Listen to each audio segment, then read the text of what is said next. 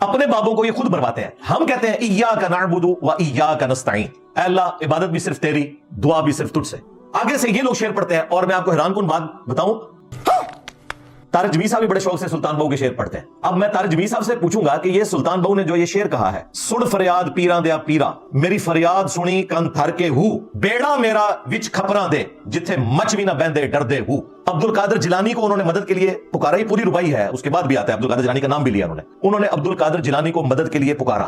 طارق جمیل صاحب کی اب ذمہ داری نہیں بنتی کہ وہ کہیں کہ سلطان بہو کا یہ جو شعر ہے یہ شرک کیا ہے، چلو یہ کہہ دیں کہ بعد میں کسی نے داخل کیا ہے شرک کیا. ایم نہیں کہہ دو، گمراہیاں آپ کے بزرگوں نے پھیلائیں، جو گمراہیوں کو ہائی لائٹ کرتا ہے وہ بدتمیز ہے. لوگوں کو تمیز سکھانے نکلے ہیں، اور انجینئر کو کہتے ہیں گمراہ ہے، بدتمیزی سکھا رہا ہے. دائی کی ایسی زبان نہیں ہوتی. اور اللہ نے دیکھیں کرامت ظاہر کی، مجھ پہ اللہ کی کرامت ہوئی، میں نے نہیں ظاہر کی، کہ اسی پوڈ کاسٹ میں ان کی زبان سے وہ لفظ نکلا کہ مرزے تو زیادہ متاثر ہے. جو لوگوں کو تمیز سکھا رہے تھے خود انہوں نے میرا نام کس طریقے سے لیا.